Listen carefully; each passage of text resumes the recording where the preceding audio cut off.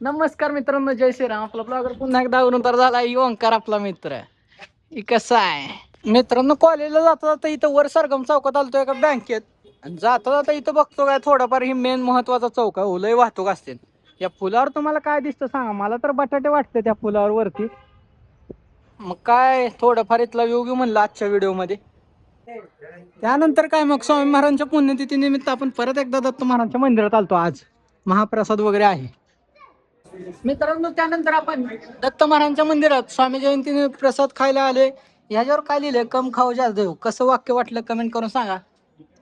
भरपूर असे सगळे भक्त मंडळी आहेत. त्याचसोबत पंढरपूरच्या नगराध्यक्ष प्रणिताताई सोबत आहेत आपल्या समोर. आणि इकडे आपले मित्र अच्युत दादा देशपांडे सगळेच आहेत. आपले मित्र आहेत, त्यांना सुद्धा ब्लॉग मध्ये येण्याची संधी देत आहे आपण. इकडे कसं आहे अभिषेक जरांगे काका ग्लास वाटायला लागले मित्रांनो. त्यानंतर आपल्या प्रज्वल दादा सुद्धा घ्यायला लागला. पण कसं आहे ही पहिलवान म्हणतात पंढरपुरी. ही भैया गोसावी भैया उबाळे. मित्रांनो आता काय जेवण घेऊन सगळं झालं, पण मित्र आपले काय भरपूर आहेत वरिष्ठ. ही कसं आहे हो का डॅनी भाऊ म्हणते ही मट्टा काय पेज थांबच नाही, भरपूर पिते. कसा हसतोय ही छोटा डॉन. लपा लागला त्या माग. कसं घालत हसत काय बाळा पण काळा म्हणते ती.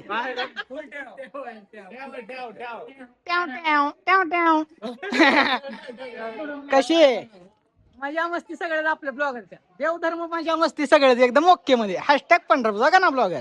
नंतर संध्याकाळी आज प्रदोष असल्यामुळे आपण बेलीचं महादेवला सुंदर आणि जुनं दगडी मंदिर. भोलेनाथांना आज उन्हाळा असल्यामुळे चंदनवटी तर चालूच आहे. मग आमच्या आई साहेब सुद्धा प्रदोषची पूजा करत आहेत. सुंदर असं दगडी मंदिर. काय काळ्या मारुतीपाशी आपण आलो ना, आपल्या मित्र इथं आहेत म्हणजे कुठं मोबाईल शॉपिंग. यांचं लिखाण बघा. एवढ्याच जणांना त्यानं सकाळ जर काय बॅलन्स टाकलाय म्हणते लाजा लागलाय तोंड दाखवायला. लय पैसे मिळवा लागला आता हो. हा हा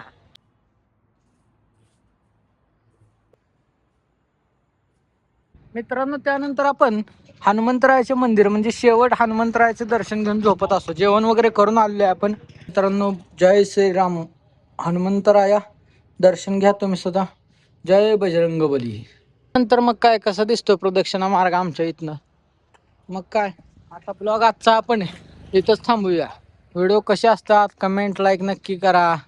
असेच आपले रोजचे डेली ब्लॉग येतीलच. अजून आपल्याला काय बघायला आवडेल आपल्या ब्लॉगमध्ये नक्की कमेंट करून सांगा. ही कसा आहे दगड कशासाठी होता तर पूर्वीच्या काळीपासून हा दगड आहे. तर मोठी वाहतूक वगैरे आली तर मंदिराला काय डायरेक्ट होऊ नये म्हणून असे दगड लावले असायचे. चला आजचा ब्लॉग इथं संपूया आपण.